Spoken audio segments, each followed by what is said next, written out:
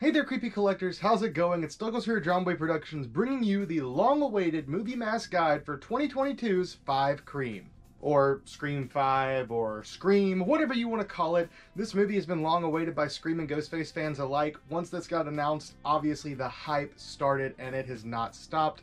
It has not stopped so much, in fact, that we will be seeing a Scream 6 coming sometime this year. And I really could have done this movie mask guide a while back, but I was missing one mask, and I also wanted to wait until the Blu-ray or DVD version of it dropped, just so we would have some nice quality stills to throw in the video for you all. Now for this guide, for the most part, we're not going to be going scene by scene and pointing out which version of the mask was used in each and every scene, because for the most part, just EUs were used in the film, but there were many different versions sent to set. And not to say that EUs were the only masks to make an appearance, because there were a couple of other types as well. A grand total of 100 masks were sent to the production of Scream 5 for filming, and unfortunately, only maybe 1 or 2 of those ended up surviving. Well, at least out of the ones that were screen used, because here's an interesting story for this production. Due to the complications of COVID-19 and the fact that they were filming during the early stages of that outbreak and people not really being sure of what kind of precautions they needed to take, every single mask that was worn, like if it was worn by an actor one day, after that it was destroyed, thrown away, never to be worn again. They didn't keep it for archives, they didn't keep it for collectors, no cast, no crew. Nobody kept it. They had to destroy them. They had to throw it away. That was part of their safety precautions. And then the next day, the actor or whoever it was that was going to be portraying the killer or wearing a mask was going to have a completely new mask. And the same thing goes for the Ghostface robes as well. So it pains me to think that somewhere out there in a landfill, somewhere, there are Ghostface masks and costumes from the newest movie that were just thrown away due to COVID safety precautions. But yeah, only a few of the screen-used examples have survived, and as far as we know, none of those have made it out to the public, except for one mask that was screen-used. And the one mask in particular that did make it out only made it out because it was auctioned off by Fun World for charity. And this was kind of an interesting situation because it was just put up for auction with no context of what it was used for in the film. Obviously, this was before the film was released or shown in theaters, so it was kind of just a blind bid situation. More on that mask later. The other masks that made it out were not screen used, but there were a few production masks that made it out from Fun World in a similar charity situation. Over on RJ from Fun World's Twitter, he hosted an event, I guess you could call it a contest maybe, where essentially he wanted Ghostface fans to send in a $100 check made out to a charity of his choice.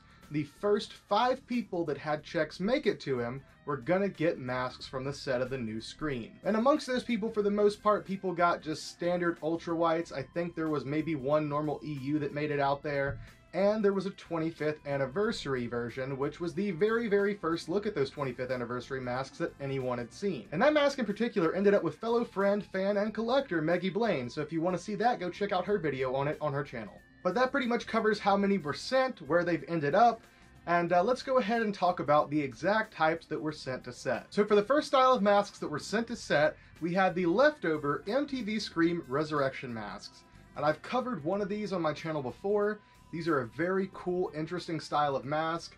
They really didn't have a whole lot of them, but they were sent to the set of Resurrection, obviously used, then sent back to Fun World. Some of those made it out to the public. For the most part though, they were pretty much just kept by Fun World. These masks are your standard Easter Unlimited mold, however they have some slightly different paint finishing, and for the most part the interesting thing about them is the fact that they have the return of the collector's edition style shrouds. And unfortunately, those masks did have the issues with the shroud, yet again, where it causes those terrible blue stains. And also, production hates those style shrouds. So as soon as they were received by production, they immediately ripped the shrouds off of them, just like with Scream 4, and reshrouded them with standard poly shrouds. So yeah, production's not too fond of those style masks. I actually do have an example of one of these masks right here. They are pretty cool masks, and I believe that they were the first masks that were sent to set, at least from the information that I have. But from the information that I have also, they were the least used masks on set because they had the whole MTV edition thing written on the bottom of the chin, and they really didn't want to deal with that being seen on film. Now, as I mentioned, there were a few different styles of EU masks that were sent to set and were used in this production, and due to that, there's really no way to pinpoint exactly which version of which mask is used in which scene, unless you just kind of look at the paint styles, but even with that, it's kind of difficult to call it due to the stenciling of some of these later masks. But let's go ahead and take a look at the next style of EU which was used on set, which is the 2017 edition EUs. These were sent to set tagged with the more modern maroon Ghostface header tags that has the Scream 4 logo on it. And other than that, it's pretty much just a standard EU. These do not have a pearlescent finish, it's more of a matte, really kind of like ghostly bone white finish. And if you look on the inside of the shroud, it should have a tag with the date on it. This one in particular is January to March 2017. And for the next style of EU that was featured in the film, we have the 2011 Collector's Edition style masks. Now, from what I understand, the run that was sent was the second run that does not have the blue dot problem, but still, they have these terrible gauze shrouds and production ripped them right off. From what I understand, there weren't too many of that style that were sent to set, as they only had a few of them still left at Funworld, and for the most part, Funworld was just scrounging together the best copies of any of the nice EUs or any other masks that they had around the office. So a few of these ended up in the mix, and pretty cool because now it's a piece of Scream 5 history. And these were of course released after Scream 4 came out. And the final style of EU masks that were used in the new Scream film were the 25th anniversary masks. Obviously, it really depends on the runs of these, how the paint looks. We have seen a lot of variants in the paint jobs with how the nose is stenciled, the eyes, mouth, etc. But they did send quite a few of the early prototypes of these to set. And the prototypes did not come with the finished header tags like we have now. They were actually just a normal white piece of cardboard basically, but still had like the hang tag and everything else. So I guess you could consider that a prototype version, but it's the same exact thing essentially. And yet again, like with the rest, they did not like the sparkle shroud, so they ripped it off and reshrouded it. Okay guys, that covers all the standard EU styles that were used in the film. Now we have a few different variants of masks that were used, and these are the final 3 types. The first of which to appear, of course, was the hard plastic mask as seen in Stab.